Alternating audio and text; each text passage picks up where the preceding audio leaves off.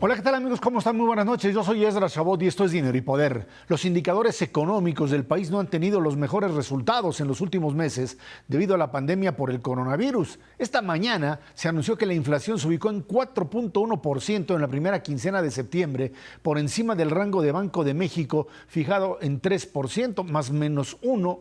Y esto es, por supuesto, lo que preocupa a muchos. El Producto Interno Bruto cayó 18.7% a tasa anual durante el segundo trimestre del año. Del primer trimestre al segundo, la caída fue de menos 17.1%.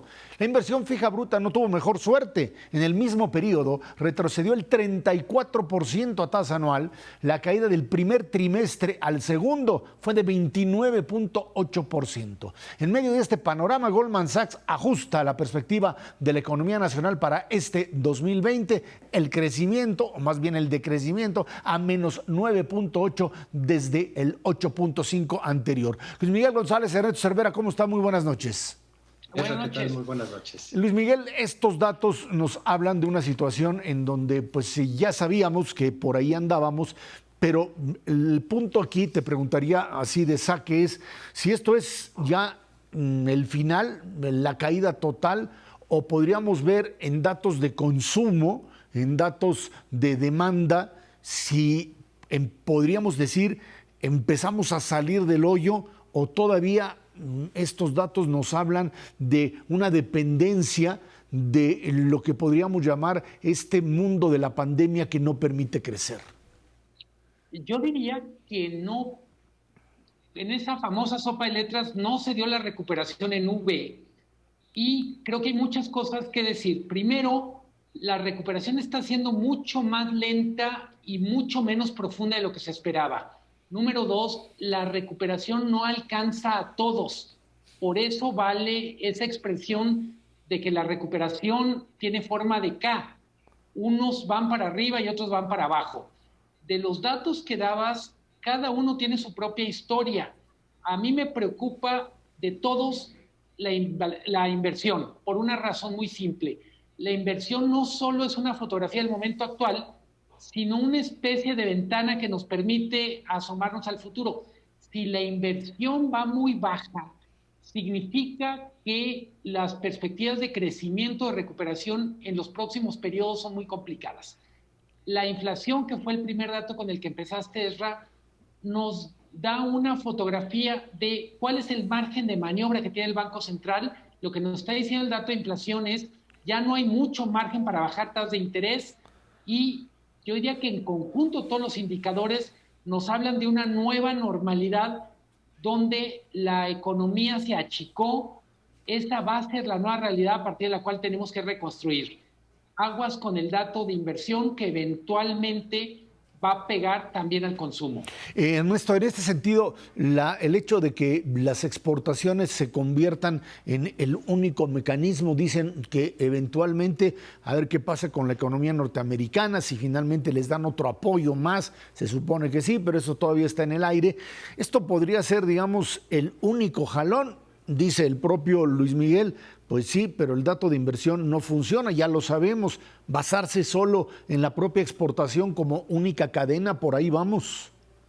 Mira, la verdad es que hasta el momento sí se antoja como la única, pero déjame decirte, no es generalizado. Hay ciertos sectores que están rebotando y rebotando fuerte, específicamente el sector automotriz, que se cayó de manera dramática en los meses de abril, mayo, ya está teniendo niveles de exportación, ciertamente no como los que observamos en el 2018-2019, pero tampoco en la lona como estuvieron precisamente en esos 2 meses. Ese rebote de alguna manera le está pegando positivamente a la actividad económica de ciertos estados. No es generalizado, coincido ahí con la apreciación de Luis Miguel. Hay ciertas regiones, hay ciertos estados que están empezando a jalar. Les va a costar trabajo volver a cierto tipo de normalidad, pero no hay muchas otras actividades económicas que hoy por hoy, al menos en el sector servicios, todo lo que es restaurantes y hoteles, se van a tardar prácticamente un año más para poder empezar a jalar a niveles relativamente normales. Los propios hospitales que hoy por hoy están a todo lo que dan, en términos de un tratamiento de una enfermedad específica que es el COVID, pero el resto de las enfermedades están muy por abajo y la oferta de servicios también, el propio sector educativo, en fin, todo lo que tiene que ver con esparcimiento, cultura, deportes, etcétera, va a tardar todavía un buen rato en normalizarse. Te subrayaría nada más otro sector que sí está jalando y es la producción de alimentos, no solamente para atender a la población mexicana, sino también a la exportación. Es el único sector de actividad económica que tuvo una tasa de crecimiento positiva en el primer semestre del año, chiquita, pero a final de cuentas un crecimiento de 1%. Y déjame decirte una cosa, Ezra, es muy probable que nuestro sector agroalimentario, agroindustrial, llegue a exportaciones de 40,000 millones de dólares y ahí hay cuando menos 10 estados que se especializan de manera muy fuerte en la producción de alimentos. Entre otros, desde luego, está Jalisco, está Veracruz, que es, digamos, un pulmón de respiro para lo que se está viviendo la contracción en términos del sector, pues el más terrible de todos, servicios, turismo y yo te diría construcción, que también está en la lona en la mayor parte del país. Luis Miguel, el tema de inversión, tú lo mencionaste, el problema es inversión extranjera, que pues por ahí está, pero ya lo hemos platicado en muchas ocasiones, no aterriza por la indefinición en qué áreas, qué tipo de oportunidades, y la inversión nacional, que bueno, pues ahí están los datos de inversión fija bruta. ¿Qué es lo que sucede? Esto parece que es una combinación de, por supuesto, la propia falta de oportunidades, certidumbre jurídica, proyectos, pero el tema de la pandemia parece cubrirlo todo. Uno pensaría que pues, esto podría subsanarse el próximo año. Hay quien dice, mientras se siga manejando este esquema en donde cada vez más el Estado es el que asume directamente controles, va a ser más difícil atraer inversión. ¿Estás de acuerdo? Totalmente. Yo añadiría, tenemos tres grandes protagonistas de la inversión o tres grandes categorías, tres grandes cajitas. Es inversión extranjera, inversión nacional e inversión pública. Tienes, por un lado, el gobierno, yo diría, muy protagónico en lo que tiene que ver con regulación, con cambio de regla del juego, pero muy poco activo en lo que tiene que ver con montos de inversión. La inversión pública está en niveles muy bajos, yo diría, está en los niveles más bajos en 4 décadas. La inversión del sector público es menor que la que había el año más fuerte de la crisis de Ernesto Zedillo, para ponerlo en perspectiva, 95-96. En ese sentido, no puedo estar más de acuerdo contigo, Ezra. El gran problema con la inversión privada es, ha habido tantos cambios de reglas del juego, sobre todo cambios de reglas del juego en sectores que estaban llamados a dar los grandes números de inversión. Claramente tengo en mente energía. Para poner una comparación, en Colombia la apertura del sector energético les generó un volumen de inversión extranjera superior a 5,000 millones de dólares anuales. En Brasil, la apertura del sector energético generó volúmenes de inversión privada superiores a 20,000 millones de dólares anuales. En México no ha pasado la inversión privada en sector energético de los 1,500 millones de dólares. No corresponde a la importancia estratégica del país, no corresponde a la importancia del sector. Creo que en ese sentido, no solo es un asunto del momento económico, de la pandemia, del no crecimiento, es un asunto de que el gobierno no termina de asumir que al sector privado se le tienen que dar incentivos. No estoy hablando de regalarles nada, simplemente decir, estas son las reglas y me comprometo a cumplirlas. Es muy complicado para el sector privado ahorita hacer planes de inversión a largo plazo en sectores como energía, como infraestructura estratégica, y eso explica en buena medida los malos números de inversión. No vale la pena echar la culpa a la pandemia, porque los malos números de inversión ya venían desde el 2019. A ver, Ernesto, esto también se liga a lo que llamábamos el problema del ingreso público, o sea, el dinero que recibe el gobierno por impuestos, por servicios, y todo el mundo decía, bueno, pues con esta parálisis que se está generando, pues no les va a alcanzar el dinero. Resulta que sí les alcanzó, resulta que pues tienen ahí faltantes, pero muy pequeños, porque establecieron una política, digamos, agresiva de cobro de impuestos a grandes empresas. Yo no sé si esto les puede funcionar el año que entra, pero por lo pronto parece que encontraron un nicho bueno por donde obtener recursos y, bueno, posponer por lo pronto una reforma fiscal para el próximo año. Eso es lo que encontraron, además de fideicomisos y lugares donde encontraron formas de obtener ahorros. ¿Podría aguantar este país sin una reforma fiscal? No, te lo digo muy claramente, Esra, no aguanta. El faltante es cerca de 4,5 puntos del Producto Interno Bruto, y eso solo lo puedes lograr a través de una reforma fiscal de largo alcance. Sin duda alguna tienes una problemática seria de corto plazo que, como dices, se ha venido subsanando con políticas que no puedes mantener permanentemente hacia adelante.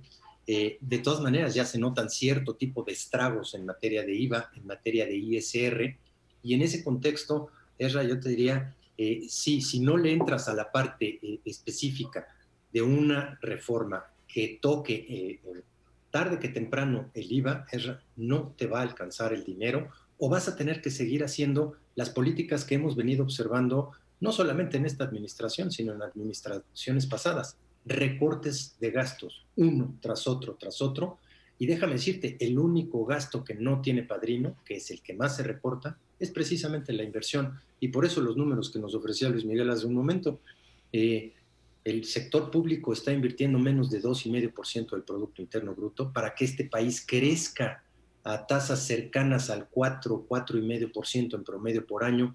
El sector público tiene que invertir cerca de 5% del PIB, y el sector privado tiene que invertir cerca de 20% del PIB. ¿Cómo están hoy? El sector público está en 2,5% del PIB, el sector privado está en 16%. No llegamos ni siquiera a 20% del PIB en materia de inversión global.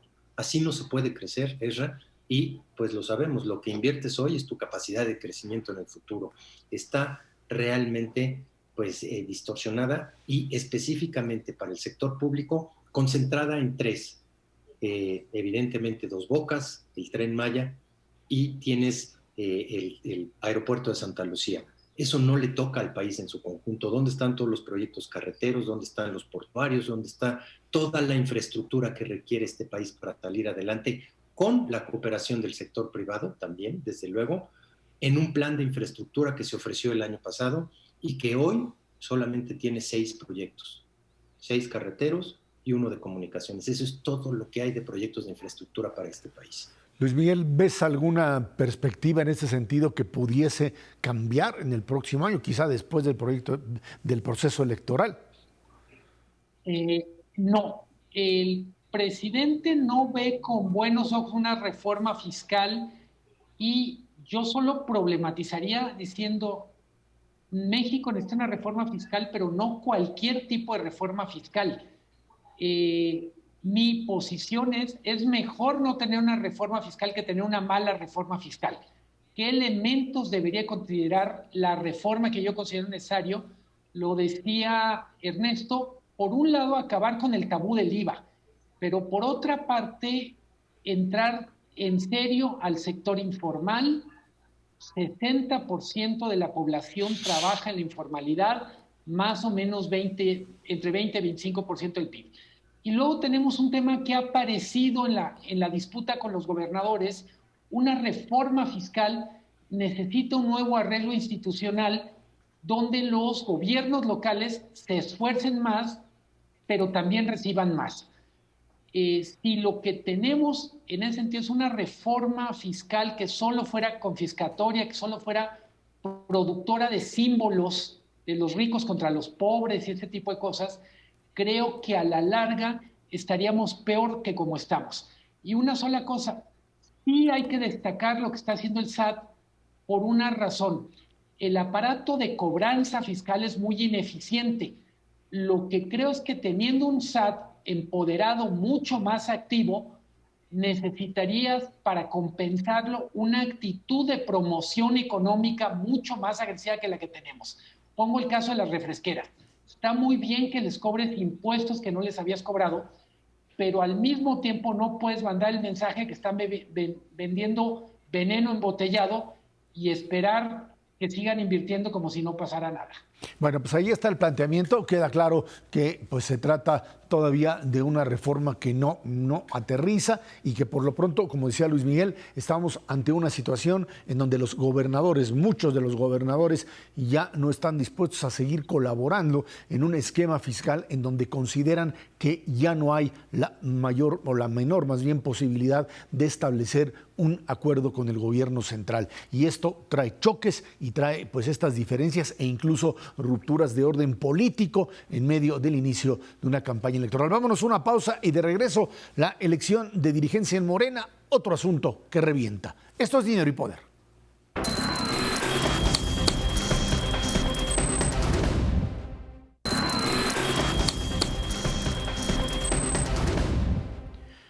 La elección para renovar la dirigencia nacional de Morena será sin campañas ni debates. Del 22 al 28 de septiembre se hace ya el levantamiento y procesamiento de encuesta de reconocimiento, la encuesta abierta del 2 al 8 de octubre y los resultados se darán a conocer el 10 de ese mes. Al día siguiente, 11 de octubre, Morena registra a sus nuevos dirigentes. Dentro de sus filas, los aspirantes se dan con todo. Algunos morenistas advierten que el gran error de ese movimiento es simplemente no ponerse de acuerdo. Bueno, pues aquí hay una situación bastante compleja, les diría yo, en donde el presidente de la República asume que él no tiene por qué tomar partido, que confía en mecanismos que pues no existen, por lo menos institucionalmente dentro del partido, en el poder, el partido que logró ganar, pues ahora sí que al estilo priista, la mayoría, casi la totalidad diría yo, de las posiciones importantes en la elección de 2018, y después de esto pues se da una pugna por el control en donde no hay modelos institucionales para encontrar una dirigencia que les parezca aceptable, no hay elecciones internas, el que era el líder, pues es ahora el presidente de la República y no quiere hacer uso de lo que sucedía con el priismo, o sea, que finalmente el primer priista era el presidente de la República. López Obrador dice, yo no me meto en eso, y esto genera pugnas verdaderamente ya terribles, como las descalificaciones que hace Porfirio Muñoz Ledo de Marcelo Ebrard, o lo que sucede en medio de esta disputa en donde aquellos que tratan de incorporarse, de ser parte de la nueva dirigencia, terminan siendo descalificados, dicen, por no tener la más mínima noción de lo que representa un partido de esta naturaleza. Ernesto, difícil encontrar la salida, un INE que se ve obligado por el tribunal a instrumentar encuestas en donde uno lo que se pregunta es si finalmente aceptarán este tipo de resultados. Yo lo veo muy difícil, la verdad de las cosas es que hay tantos candidatos para ocupar tantos puestos al interior de esta masa informe que se llama Morena, pero que claramente no tiene todavía visos de ser un partido integrado con posiciones claras y definidas. Si están teniendo problemas para definir su dirigencia, y créeme, van a seguir hacia adelante una vez que estén los resultados específicos porque son expertos en la inconformidad. Yo no quiero ver cuando vengan las definiciones de los candidatos para las próximas elecciones. Va a ser verdaderamente un saltimbanqui porque no son de ninguna manera elecciones pequeñas y concentradas, y no nada más se va a escoger la Cámara de Diputados. Vienen elecciones en 12 entidades federativas y esta pugna se está lidiando ya desde hoy. Precisamente la dirigencia va a tener una injerencia muy importante en definir quiénes van a ser los candidatos en la próxima elección del 2021, y la lucha por el poder se está dando desde ahorita. El problema de fondo es que si el presidente se echa para atrás y dice yo no meto las manos en este proceso, puede acabar dirigiendo Morena a alguien que no sea de su agrado o alguien que efectivamente le pueda hacer mucho daño al partido en un proceso increíblemente complicado hacia adelante. Sí, va a haber resultados, va a haber encuestas, pero no creo que se acabe ahí ese proceso que puede durar todavía un buen rato hacia adelante y de manera todavía más complicada, porque si falla la primera que es específicamente una metodología que no todos aceptan de entrada, yo no quiero imaginarme cuando vengan otras posibilidades, ahora sí que para resarcir el daño causado o para echarle tantito alcohol a la herida, tratando de curarla. Luis Miguel, hay un mecanismo que pues funciona como cemento para este tipo de fisuras y es el poder mismo, el hecho de estar en el poder y de tener el control. ¿Tú crees que esto sería suficiente como para que, pues una vez establecida la encuesta, esto se diluya? O sea, este tipo de conflictos parecen muy profundos. Este enfrentamiento entre Porfirio y Marcelo Ebrard, don Mario Delgado, descalificaciones que van más allá de una pugna, digamos, interna de partido en una definición de qué tiene que ser el partido Morena. Se están jugando prácticamente la existencia y la unidad. Es cierto, está el poder atrás como mecanismo que puede en un momento determinado resolver ese tipo de diferencias. No, la respuesta corta es no. Lo que fueron las fortalezas de Morena en el proceso electoral del 18 son sus debilidades ahora y es precisamente la heterogeneidad. Lograron juntar para la elección del 18 el agua y el aceite, vamos a decir el fuego y el agua, como si fuera una cosa casi de alquimia. En ese contexto, para mí una de las cosas sorprendentes es, a pesar de las disputas internas, por el momento la fotografía nos entrega un Morena muy adelante en las preferencias en los estados de referencia. Decía Ernesto, no es solo la elección de la dirigencia nacional, es la antesala de las elecciones de los gobernadores y como lo deja muy claro Porfirio en su primera embestida contra Marcelo Ebrard, es también el 2024 lo que está en juego. Desde mi punto de vista, el problema son grupos que representan visiones diferentes del país. Desde afuera uno podría decir, hay un enfrentamiento entre pragmáticos, ideólogos o ideológicos, pero la verdad es que es mucho más complejo. Y en algunos casos estamos hablando de problemas que tienen que ver con la historia, con la biografía de diferentes grupos, de diferentes personajes. Por momentos, el espejo más que el PRI es el propio PRD. Lo único que es claro es el PRD vivió sus conflictos sin tener tanto poder. En ese sentido es una mezcla entre la cultura que viene del PRD con una cultura priista que no se atreve a decir su nombre. Yo sinceramente no me creo que el presidente esté dispuesto a dejar que las cosas vayan hasta sus últimas consecuencias. Más pronto que tarde vamos a ver un manotazo presidencial, porque hay en juego muchas cosas, incluyendo la gobernabilidad del Congreso y de algunos territorios. Uno pensaría que Morena tendería finalmente a subordinarse, por supuesto, al propio poder presidencial. Aquí un poco la idea es, hoy las encuestas te dan una mayoría favorable a Morena en casi la mayoría de los estados en donde está disputas por gobernador, quizá también en el tema de diputados federales. Pero esto también es producto de que del otro lado no hay una oposición articulada y esto le permite empezar a jugar con este tipo de divisiones. Sin embargo, al interior de Morena parecería que la posibilidad de también una ruptura haga que, y eso es algo que empieza a moverse en distintos escenarios, que algunos miembros de Morena, ante la imposibilidad de obtener algún espacio dentro del propio partido, pues puedan brincar ahora sí al escenario contrario. Se ve difícil ahora porque la oposición, insisto, no tiene muchas formas o mucho que ofrecerle. Sin embargo, pues aquí estamos ahora sí que de nuevo ante lo que fue para el PRI el gran problema, tratar de colocar a todos en posiciones que le permitan finalmente satisfacer las necesidades de un movimiento como lo es Morena, Ernesto. No se puede, Ezra, no puedes darle cabida a todo mundo en todos los puestos, eso está clarísimo. Y lo que dices es muy cierto, la oposición en su conjunto está enfrentando exactamente el mismo problema que Morena. ¿Cómo pones de acuerdo a visiones tan diferentes del país como la del PAN, la del PRI, la del PRD, Movimiento Ciudadano y otros alternos para poder hacer un frente común a los candidatos de Morena en estos momentos. Es prácticamente imposible.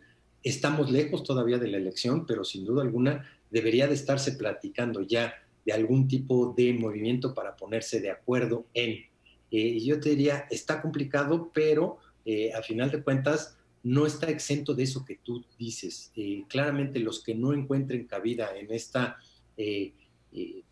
posición global de Partido Morena en su dirigencia pueden dar el salto, no lo dudo ni tantito, pero más allá de eso, Ezra, nada más hay que hacer un poquito de memoria histórica de los otros partidos, el PT y el Partido Verde, que frente a la posibilidad de una derrota o no una victoria contundente como la que se tuvo en el 2018, estén dispuestos a dar el brinco. Y ahí sí créeme que la ocasión hace precisamente esta posibilidad de dar el brinco de manera conjunta, no de manera individual, como se ha hecho muchas veces en la historia reciente de este país en pasadas elecciones. Luis Miguel, fisuras posibles en Morena, producto de estas divergencias. Yo creo que en un momento determinado este tipo de fisuras terminarán por ser cooptadas, insisto, por el poder central, por la figura de un presidente que sigue teniendo una enorme popularidad. Sí, totalmente. La pregunta, y siguiendo el hilo del razonamiento de Ernesto, es ¿qué tan viable es que alguien dé el brinco a la oposición para perder? O sea, es decir, brincará si hay posibilidades de ganar. Y yo quiero enfatizar, no solo es un enfrentamiento de ideas, no es que estén, ahora sí, Kant, Schopenhauer y Nietzsche sentados en la mesa. Hay un tema de biografías, hay muchas historias de celos, de enfrentamientos personales que de alguna manera definen lo que ha sido la izquierda en este país. Por momentos parecería que es el guión de la vida de Brian, en donde el Frente Judaico de Liberación está peleado con el Frente de Liberación de Judea. Aguas con eso, no solo están enfrentándose visiones de país, están enfrentándose trayectorias que vienen de diferentes lados, gente que dice, tú me lo hiciste hace 15 años y no se me olvida, y tú eres amigo de alguien que me ofendió hace 15, hace 5 años, o que no jaló suficiente hace 2 años.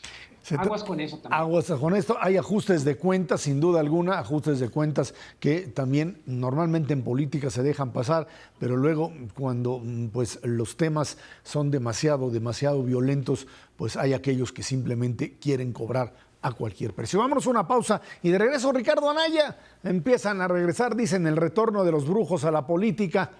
Vámonos a una pausa. Esto es Dinero y Poder.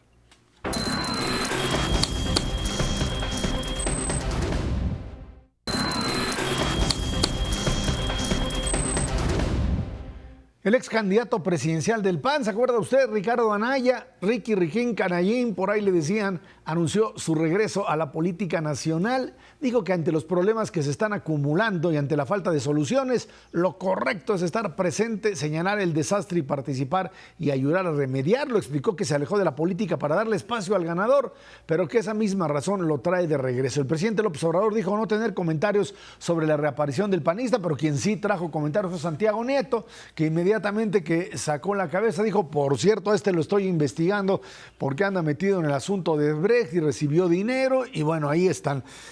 Es un poco raro ver que de repente ante esta oposición de la que mencionábamos hace unos minutos, todavía desarticulada, empiezan a aparecer liderazgos que tienen que ver otra vez fundamentalmente con el pasado y que no son precisamente pues los ganadores.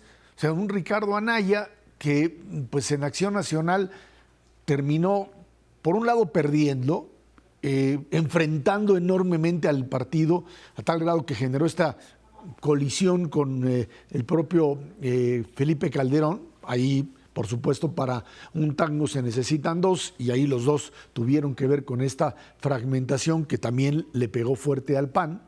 Y bueno, pues también está el propio Felipe Calderón regresando a la política con Margarita Zavala.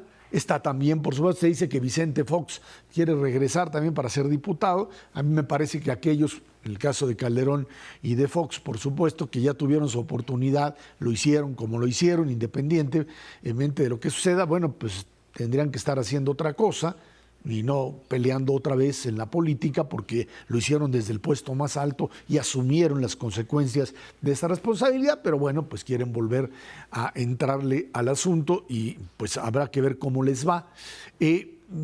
Pero lo que sí me queda claro es que hay figuras que insisten en que, pues dada la situación que consideran catastrófica, esto les da la oportunidad, como a Ricardo Anaya, de retomar el camino y de aparecer como una figura que puede atraer pues algún tipo de votantes. Yo sé que por ahí pues muchos de los panistas que están incluso hoy dicen, ¿y qué hace aquí?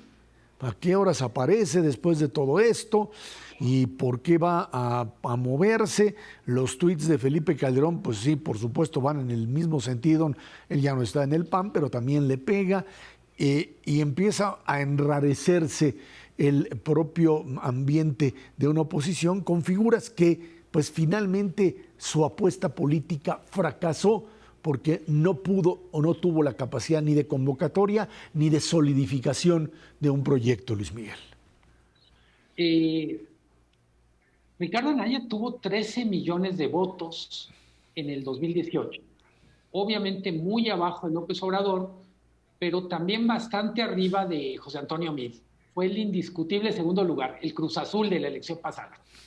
En ese contexto, hay varias piezas acomodadas en el rompecabezas. El primero es, el PAN aparece bien en las encuestas, aparece como la segunda alternativa a Morena en prácticamente todas las encuestas locales. Y decías bien tú, Ezra, una de las preguntas es, si Ricardo Anaya reaparece, una de las primeras cosas es cómo lo van a tomar los panistas. Dicho de otra manera, ¿viene a cohesionar al partido o viene a fracturarlo? Es normal que Felipe Calderón no lo reciba con los brazos abiertos por dos razones. Hay un enfrentamiento personal enorme, pero además, junto con la prohibición o la no autorización de su partido por parte del INE, pues van dos malas noticias encadenadas para el calderonismo. Entonces yo diría, el gran reto para Anaya, primero es unir al partido, al PAN.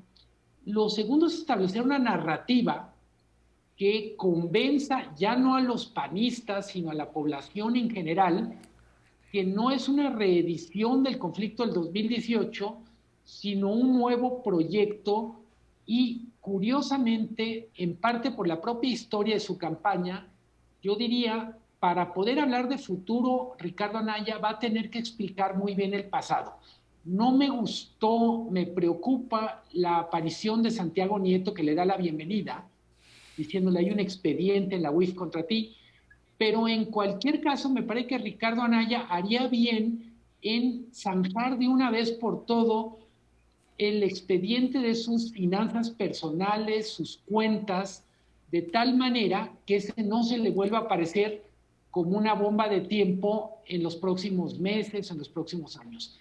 Yo creo que Ricardo Anaya es una figura necesaria en este contexto, pero no estoy seguro que pueda cumplir el papel que él se imagina. Solo quiero acotar, tuvo 13 millones de votos, no sé cuántos le queden ahora y cuántos podría aglutinar si se vuelve una figura relevante para el 2021.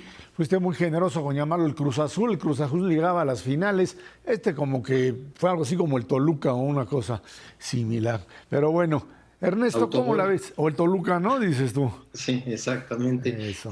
Mira, hay otra figura adicional tras bambalinas, no necesariamente vinculada con Felipe Calderón y con Santiago Nieto, que son los gobernadores, inclusive los propios gobernadores del Partido Acción Nacional. Varios de ellos se han manifestado en contra del regreso de Ricardo Anaya y para poder ocupar un puesto, primero, pues a lo mejor de diputado, que es, digamos, la trayectoria que sonaría lógica para poder tener una oportunidad. Pero déjame también extender el argumento de los gobernadores hacia los gobernadores que no necesariamente son panistas, pero que participaron de una u otra manera en estos procesos de alianza en el 2018 y que sí llegaron a la final y que sí la ganaron. Uno de ellos es el gobernador de Jalisco, por ejemplo, que pueden decir, oye, pues independientemente de la figura que tú traes o de los proyectos que puedas traer, pues aquí estamos, hemos hecho una chamba y también queremos participar en este prospecto que se me antoja todavía increíblemente lejano, 2024, pero en donde hay muchos interesados. Y creo que no podemos soslayar la importancia que van a tener los gobernadores en una decisión de esta naturaleza, propios dentro del PAN y externos, para poder hacer literalmente una alianza. Se logró una alianza en el 2018 y por eso fueron 12 millones de votos, sí. Está la participación del PRD, está la participación de Movimiento Ciudadano, que a final de cuentas en ciertas entidades de la República Mexicana, pues fueron los que verdaderamente aportaron para que se pudiera generar un monto de votos de esta naturaleza. Yo te diría, es mucho más allá que solamente decir traigo buenas propuestas, traigo buen diálogo, lo cual es bastante claro, se requieren este tipo de voces para un proceso, digamos, menos visceral en la política mexicana, que se empiecen a discutir ideas más allá de amenazas por la vía del fiscal general, que le hacen mucha falta a este país en términos de la polarización extrema que estamos viviendo y que nos impide de una u otra manera estar discutiendo los temas centrales de este país. Bueno, por lo pronto lo que queda claro es que el hecho de que Santiago Nieto haya aparecido inicialmente diciendo, pues aquí hay un expediente, pues lo que hace es impulsarlo, o sea, no pasa de noche, como hubiese sido, bueno, pues va, regresa, el señor quiere regresar, vamos a ver quién lo recibe, cómo lo reciben. Hay muchos, como dice Ernesto, que están ahí en la fila, pero bueno, volver y empezar a sacar los expedientes. Es cierto, Luis Miguel, que él tendrá que necesariamente responder a aquello de lo que se le acusa, pero ya en este momento empieza a pues, presentarse como una víctima de persecución frente a lo que pues es una acusación que viene desde la Unidad de Inteligencia Financiera, lo que le da determinado tipo de fuerza. Lo que creo que pues se empieza a dudar es un poco lo que decía Ernesto, es a ti ya te tocó, tuviste tu fuerza, perfecto. Reeditar el 2018 en el 2024 con Anaya suena relativamente descabellado. Pensar también en el 2021 con Ricardo Anaya, otra vez como líder de los panistas, que ya lo fue, pues es otra vez pensar que no hay liderazgos nuevos que puedan generar este tipo de atracción, que es lo que le está pasando a la propia oposición, que no tiene liderazgos nuevos y los que aparecen ahí simplemente pues no alcanzan a pegar, no son de un impacto importante y por ello esta búsqueda de gente nueva que pudiese en un momento determinado ser algo diferente a lo que hasta ahora pues se ha aprobado, Luis Miguel. Su mensaje de reaparición hizo mucho énfasis en el desastre que está viviendo el país. Creo que le faltó nomás decir el desastre que también vive la propia oposición. La tentación de decir yo soy el líder que le está faltando a este jinete sin cabeza es real. Desde mi punto de vista, y Ernesto pone el dedo en la llaga, el que haya varios aspirantes al líder, el que no haya un líder reconocido por todos, no significa que todo mundo diga Ricardo es el que esperábamos. En buena medida, yo insisto, probablemente vamos a tener 2 o 3 etapas muy bien definidas. La primera es su relación con el PAN, qué papel va a jugar en el partido. El segundo es qué capacidad tiene de convocar a los que lo apoyaron en el 2018 y inmediatamente después o en paralelo, qué capacidad tiene de mandar un mensaje que encante, que apasione a la población abierta. Hay mucha gente que está muy enojada, pero el que esté enojada no es garantía de que Ricardo Anaya pueda recoger ese coraje y aprovecharlo a favor de su nueva incursión en la política. Bueno, vámonos a Oye, una... Perdón, sí, dime, Ernesto, órale. Vas. ¿Y no habrá algún priista que regrese dentro de poquito también? Pues, Aprovechando la coyuntura. pues sí, pero que lo regresen y no vaya a ser que lo metan ya sabes a dónde. Bueno, vámonos a una pausa y regresamos con el tema de Frena. Ahora sí, movimientos en paralelo cuya única bandera es pedir la renuncia del presidente. Eso es lo que tenemos hoy allí en el Zócalo. Vámonos a la pausa. Esto es Dinero y Poder.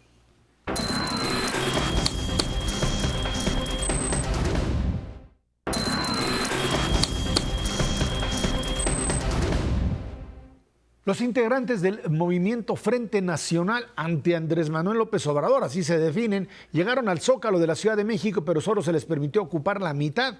Tras permanecer algunos días entre la Avenida Juárez y Paseo de la Reforma, luego de que se les impidiera el paso, hoy llegaron a la plancha del Zócalo y advirtieron que no se van a mover de ahí hasta que renuncie el presidente de la República. El primer mandatario aseguró que se les garantizará seguridad y atención médica, pero llamó a los dirigentes a dejar la simulación y quedarse en el mitin. Ahí está un movimiento que surge fundamentalmente de este clima de polarización. No tienen otra expresión política más, otra demanda más que la renuncia del presidente, que cualquiera pudo haber planteado en sus demandas políticas, pero que no tiene un asidero como elemento legal, que además pensarlo en un momento en donde el presidente tiene determinado tipo de popularidad que sigue siendo alta, independientemente de la encuesta que uno pueda utilizar, además de que esto no es un régimen parlamentario en donde una mayoría de congresistas pudiesen decidir que el presidente debe de dejar de serlo, en ese caso primer ministro. Pues esto saca prácticamente de contexto un movimiento que ligado, y ese es su propio derecho, a formas ahora sí que conservadoras, religiosas, etcétera, empieza a unirlo alrededor de un dirigente, Gilberto Lozano, cuyas expresiones duras, a veces de tono alto, llamémoslo así, pues hacen ver esto como una respuesta relativamente violenta a lo que consideran ser excluidos. Y pues esto los lleva a confrontarse con el otro extremo, con la parte que aparece como también golpeadora y que no está dispuesta a ningún diálogo. Dicen que tienen capacidad de movilización y recursos. La pregunta es si este tipo de movilización, que la quiere además utilizar como un paralelo a las movilizaciones que en la primavera árabe, por ejemplo, generaron la caída de los dictadores de la época, de ese momento, en un contexto que simplemente no cabe. Es verdaderamente absurdo. Pero ahí está, y ahí la oposición tiene necesariamente que definirse si apoya esto, si apoya el camino, si apoya solamente su derecho a expresarse, y si está de acuerdo en que el presidente tiene que renunciar. Y esto abre también la pauta para una definición clara de los distintos sectores opositores, Ernesto. Sí, la verdad es que el mecanismo que se ha propuesto, que es la revocación de mandato, está establecido originalmente hasta el 2022. El presidente lo quiere adelantar al 2021, precisamente en paralelo a las elecciones que tendremos para la Cámara de Diputados y para múltiples gubernaturas. Yo la mera verdad veo diferencias enormes entre un movimiento de esta naturaleza y, por ejemplo, el movimiento feminista, que de una u otra suerte sí tiene una propuesta muy concreta, sí tiene reclamos muy específicos y que tuvo un jale verdaderamente impresionante a nivel país, justo antes de la pandemia.